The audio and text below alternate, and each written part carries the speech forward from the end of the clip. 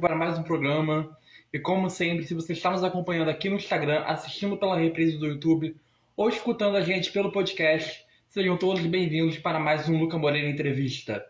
O meu convidado de hoje já está na estrada da música há mais de 23 anos e costuma transitar entre o folk e o hard rock.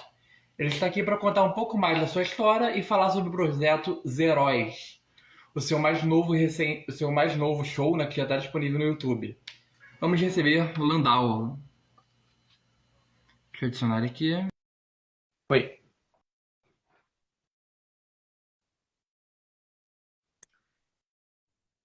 E aí, tudo bem?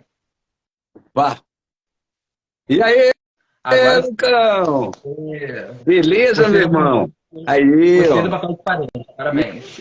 Que satisfação estar contigo aqui, meu velho. Igualmente, igualmente. Coisa Muito obrigado por ter aceitado o boa, convite. coisa Realmente.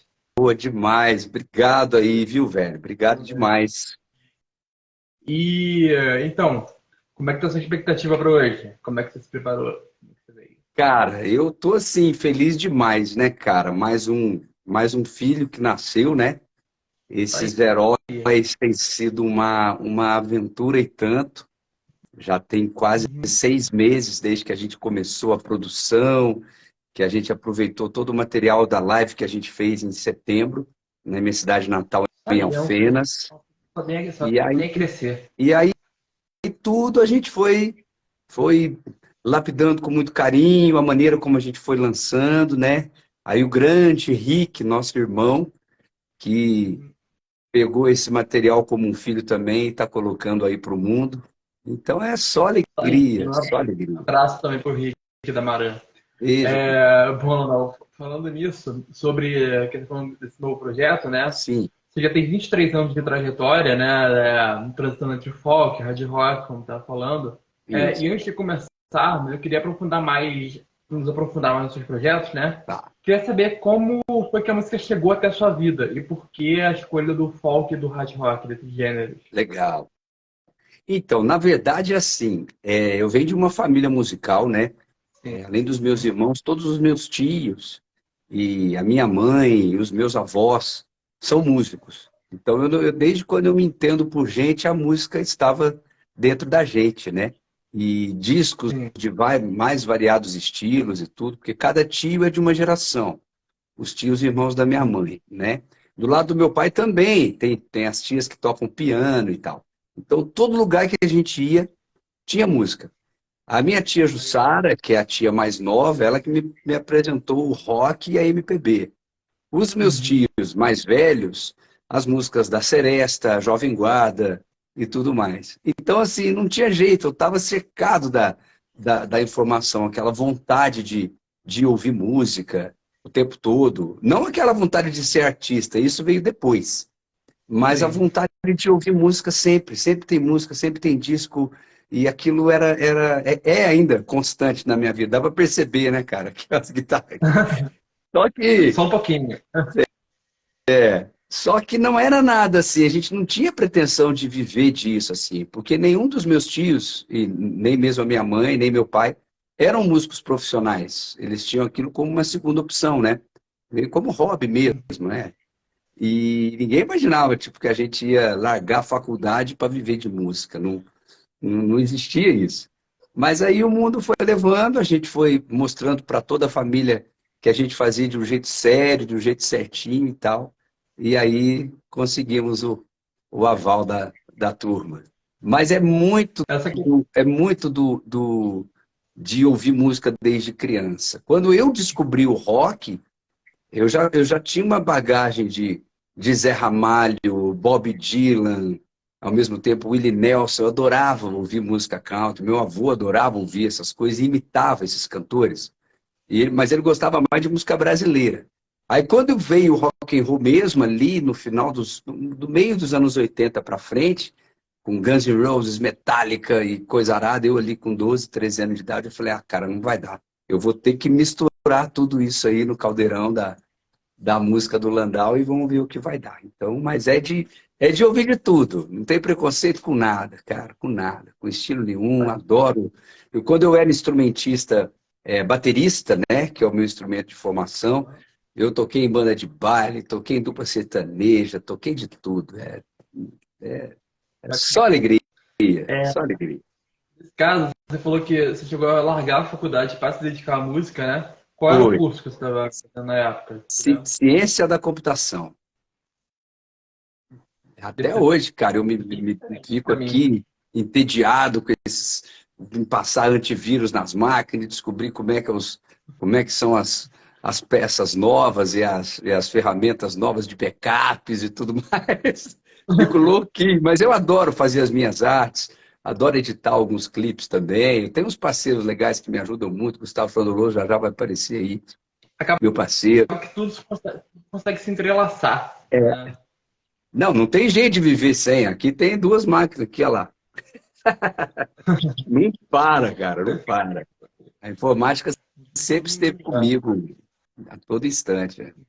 Bem, recentemente, como a gente estava falando, você lançou o show Os Heróis, É, que é através do canal no isso, YouTube, que serviu como uma homenagem aos que seriam os verdadeiros Zés do Brasil, né? isso aí, Como isso foi que aí. nasceu esse projeto e o que seriam esses Zés, para quem não conhece? Inicialmente é o meu avô, Dé Flauzino, né? José Flauzino de Oliveira, Vodé, que foi o meu primeiro Zé na vida, né? O primeiro herói do meu caminho, meu avô. No ano que vem vai fazer 100 anos. Já faleceu, uma morte muito precoce, e no início dos anos 90 ele se foi. Então agora a gente está começando essa série de homenagens ao meu avô, e estou feliz demais, porque aí eu comecei a ver os outros Zés, que ele acabou me apresentando, né? Como Zé Ramalho, Zé Geraldo, Zé Cabaleiro, que é um parceirão meu em várias músicas, né? E, e as mulheres, né? Zélia Duncan, Zizi Posse e tantos outros, né? Aí tem Zeca Pagodinho, Zezé de Camargo, e aí Zé Rodrigues, então tem de tudo nos heróis do Landau. Bacana. E entre as faixas que você lançou nesse novo show está uma homenagem ao seu avô materno, que ele estava falando, que também Isso, é é, músico, né? O José Flauzino. Em relação à sua família, você é cercado de música, como você falou, né? Desde sou. pequeno. Principalmente do seu irmão também, que é vocalista da banda Jota Quest. É. Nesse caso, você diria que sempre teve o apoio da sua família para seguir como carreira depois que você decidiu profissionalizar? Tive sim. Na verdade, assim, tinha que fazer certinho. Tinha que ficar longe das drogas, longe das bebidas, ser, né, ser certinho no negócio, não faltar compromisso, não fazer show bêbado, né? Eu não fumo e tal. Aí, a hora que acaba o show, toma ali uma cervejinha, já vai pro hotel e no outro dia tem mais. Então, assim, dia de show é dia de trabalho, né? Ensaiar bastante, montar show, isso tudo dá muito trabalho, não dá tempo de você ficar maluco, né? Então, era essa a única condição, ó, faz direitinho, você poder aguentar o rojão aí que é brabo. É uma curiosidade. O que dá mais trabalho no processo de fazer um show? Se você tivesse que falar assim, o que dá mais trabalho na unidade? Olha, eu acho que o que mais dá trabalho nesse caso dos heróis, que é um show em teatro, que tem todo um enredo certinho, é o repertório. Geralmente, quando a gente está nos bares, nos pubs e tal, a gente não tem muita aquela preocupação de repertório. A gente deixa as músicas ali de lado e vai sentindo a galera. Sempre tem um, toca o Raul, toca o Pink Floyd, toca não sei o quê. Você acaba mudando a ordem. Mas num show, num teatro, que está todo mundo ali sentado, que você tem um enredo certinho, a luz e telão e tudo mais, aí montar o repertório eu acho que é o mais trabalhoso. Mas é um trabalho É que nem. prazeroso, porque a gente vai testando as emendas das músicas e vê as histórias delas se entrelaçando. Então, não, é um processo trabalhoso, mas não é um processo chato. Eu acho que chato seria se você estivesse tocando um monte de coisa que você não gosta. Aí seria chato mesmo.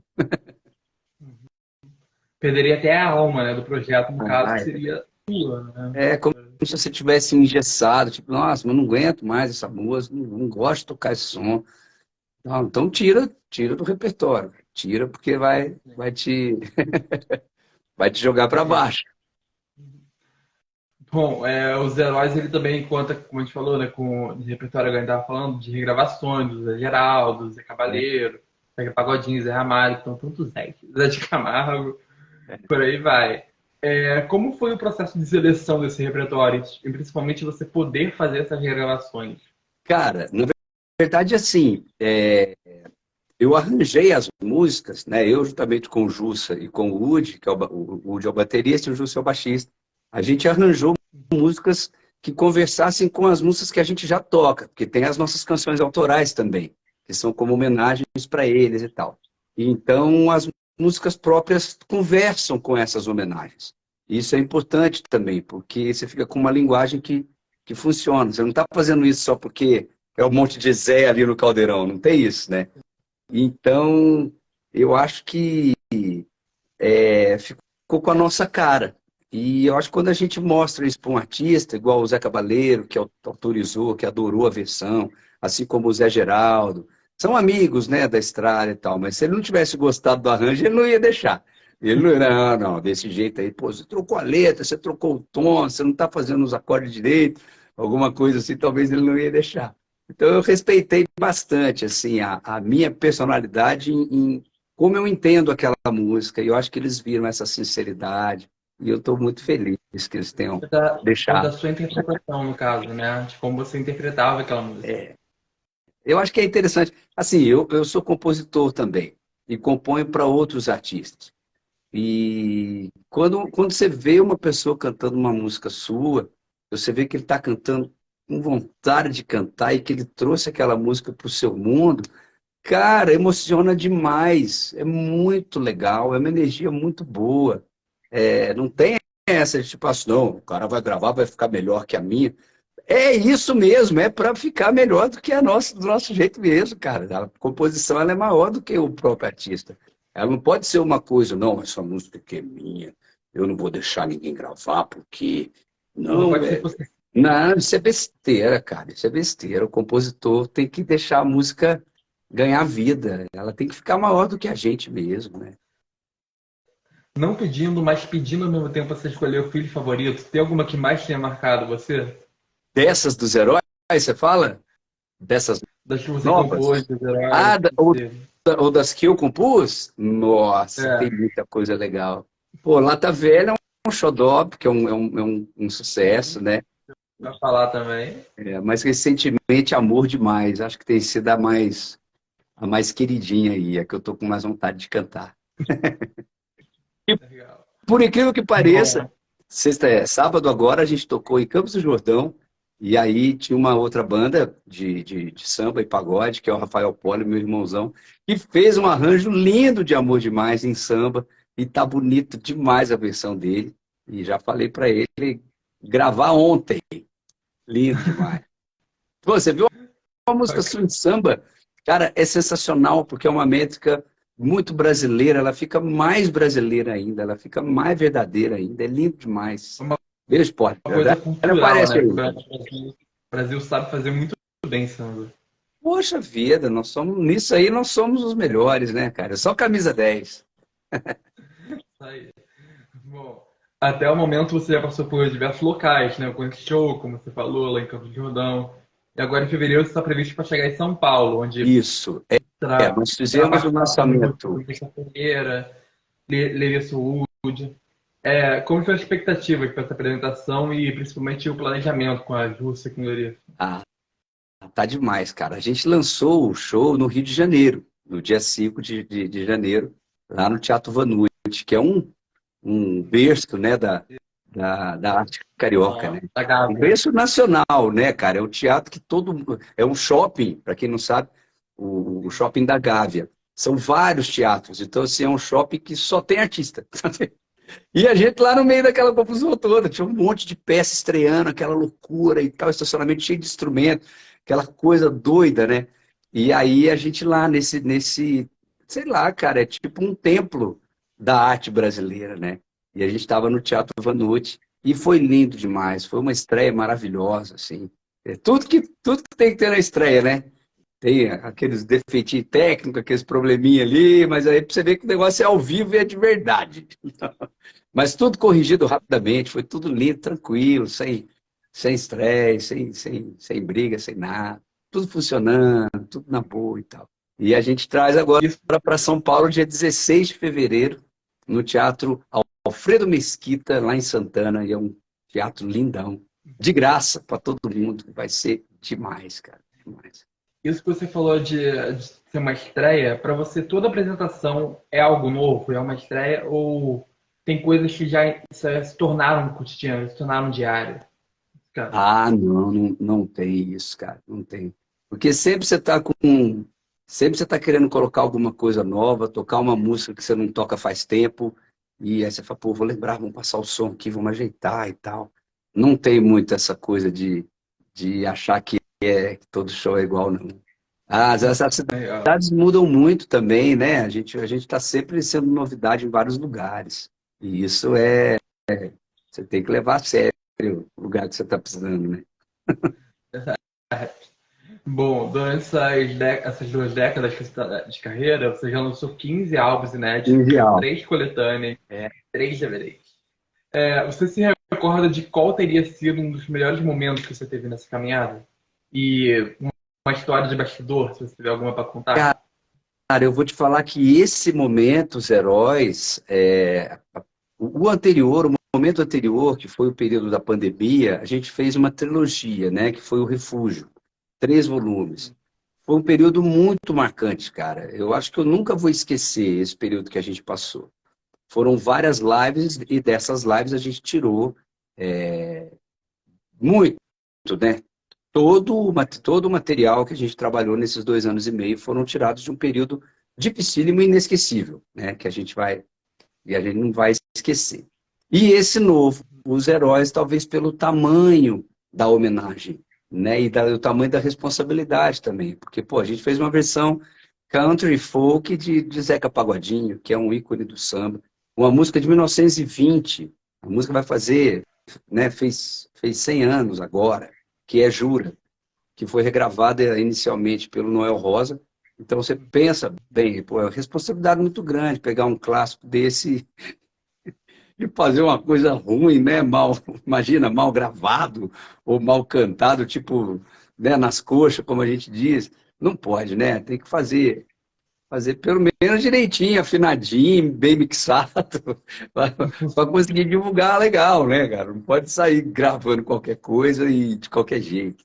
E eu acho que esse momento está sendo muito especial por isso, assim. Acho que está me deixando. É aquele nervosismo bom, sabe? De você. Pô, acho que o material está realmente legal, tá dentro do que a gente queria. Claro, daria para melhorar, óbvio que daria para fazer com grandes orçamentos, claro, mas foi tudo dentro da nossa realidade, mas com excelentes profissionais, uma galera que abraçou demais o projeto. Tela Luciano, galera do Estúdio Promix, os meninos da banda, o Léo, né, o Udi, o Ju, que estão sempre comigo, então a gente botou um amor grandão. A Gabiruta, que faz a produção desse show, pô, e é sensacional, cara, é um time que abraçou mesmo a causa e não vão largar tão cedo, né? E sobre isso de trabalhar compondo, como geralmente funciona o seu processo de composição, processo de criação? Você não Nossa, pode voltar numa música. é muito variado, sabia? Tem músicas que Amor Demais, por exemplo, foi uma música feita rapidamente, assim, coisa de minutos, por 15, 20 minutos. Parecia que as frases já estavam dentro de mim, assim. Você já tinha, Então, só só, por passar por exemplo, papel. parecia que ela já existia, sabe? É um trem muito doido. Mas Tão Só, por exemplo, que tem uma brincadeira com as letras ali, as antonímias e tal, foi uma música que deu mais trabalho. Para fechar ela mesma ali, eu fiquei umas 3 semanas. E tem melodia que eu fiz que tem melodia que tem uns 10 anos que eu não consigo ainda botar letra. Mas eu lembro das melodias. Então, é muito incerto. Não tem muito. Ah, o meu processo de composição é sempre assim. Eu não consigo ter um jeito. De repente é uma ideia Tem. de um amigo, é um Aham. refrão de uma outra coisa, e aí que vai juntando, é muito variado. Mas elas costumam vir do seu próprio pensamento da sua vida, no caso, Isso ou de sim, isso sim. observações que você faz sobre o mundo. É, eu acho que é muito do que eu estou sentindo naquele momento. Quando eu pego o violão e vem uma melodia, geralmente as frases que eu tenho que falar para mim mesmo, né?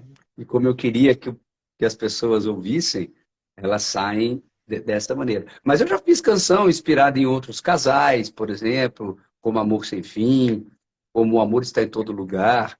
Eram músicas que eu estava sozinho, eu não fiz pensando no meu amor daquele momento. Era tipo, mas tipo, por mais que a gente queira fugir, o amor não sabe esperar. E, né, quanto menos esperar, ele vai vir e vai te, né? Eu geralmente assim, pô, às vezes é uma conversa de bar com um amigo que está passando por uma dificuldade, né? Não tem muito isso não, mas são coisas que eu vivo, assim, eu presencio tudo isso que eu tenho vontade de falar. Essa de escrever sobre casais, eu ia perguntar, você já entregou alguém na música? Não, não, isso não, isso não. Geralmente eu entrego eu mesmo. É, tipo, agora quem não quer Bom, sou eu, coisa desse tipo. além dos projetos diretamente com o público, você também teve uma muito importante, né, que foi a trilha sonora do quadro Lata É, Velha, do Domingão do Hulk. isso. Como aconteceu a oportunidade de trabalhar com a equipe de programa e a composição dessa música? Qual foi a história dela? Cara, isso foi uma loucura, cara. Até era uma história de bastidor que eu ia te falar. Porque Aí, assim, ela foi feita por e-mail, cara. Não existia essa tecnologia que nós temos aqui hoje, não existia Instagram. Era a gente male o Orkut. a gente Era o Orkut que era tá o falando de quando, mais ou menos, de época? 2005. 25. 2005. Vai para 18 anos essa história toda. E aí a produção procurava um artista que tivesse as minhas características.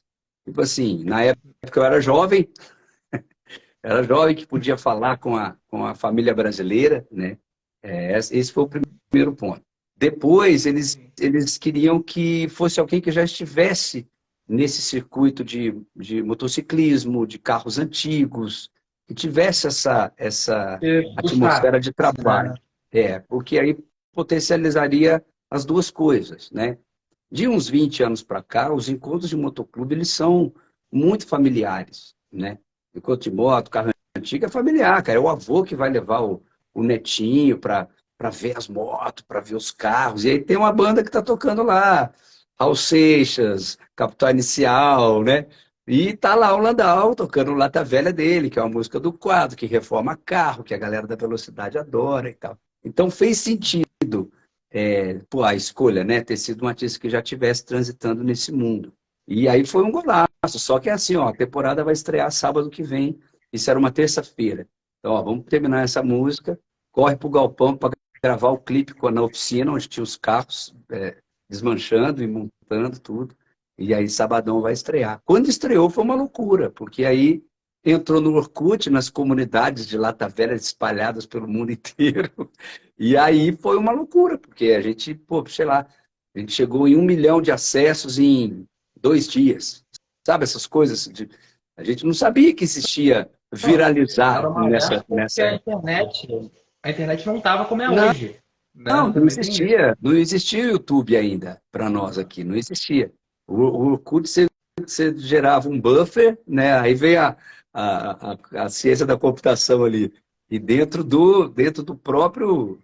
da própria linha de comentário, você conseguia colocar 30 ou 1 minuto, 30 segundos ou 1 minuto dentro do browserzinho ali que ficava uma telinha que você mesmo gerava e tal. E foi assim que Mata Velha se tornou um sucesso. Nem foi por link, nem nada. Tocou na televisão, né? E aí passava na TV. Nesse ano, de 2005 a 2010, eu lembro que foram 20 carros por ano. Então foram 20 lata velhas e aí tocava no começo, durante e no final do programa, né? Como é que era, como é que foi e tal. E tocava a música inteira e tal. E aquilo até hoje. Em 2010, nós fizemos várias outras versões, né? Outros artistas regravaram a música, NX Zero, Fresno, Tudo Nobre. Pô, sensacional. Vários artistas. Luan Santana. E aí a coisa ficou grande mesmo, porque vários artistas regravando já é uma responsabilidade a mais, né? E é só felicidade. Nossa, eu adoro, cara, adoro. Foi um golaço, assim. Acho que foi o que me mostrou para o país, né? O que me Sobre abriu para o essa própria Brasil. e-mails, como é que eles chegaram até você, no caso? Os A produtores produção, chegaram até você. o Paulo Fonseca, através do Paulinho Fonseca, que coordenava a oficina, ele falou: ó, o Luciano vai te mandar aí as frases que ele quer que tenha. A letra é minha dele, né? A letra e música, tudo é minha do Luciano Huck. E aí você ajeita ali, a gente bota um refrão e monta tudo. E o Perfeito. Fly, quando a gente foi gravar o clipe, o Fly, que é aquele coreógrafo da Xuxa, ele que Aham. fez a coreografia das danças dos mecânicos e tal. Um dos caras mais talentosos do Brasil, bicho. O Fly é um cara fantástico, cara. Fantástico. Bacana. Então, isso eu não sabia. Foi uma colaboração. Ele deu umas frases que ele queria que tivesse na letra, né? No Não, caso, ele né? fez a letra inteira. Ele fez a letra inteira, tudo.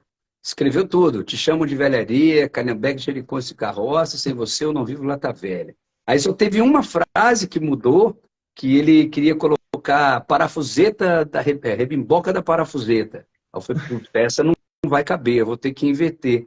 Aí ficou parafuseta, rebimboca e pistão. Sem você eu não vivo Lata Velha. Aí foi só a única coisa que não deu para aproveitar foi isso. A gente só inverteu e deu certo.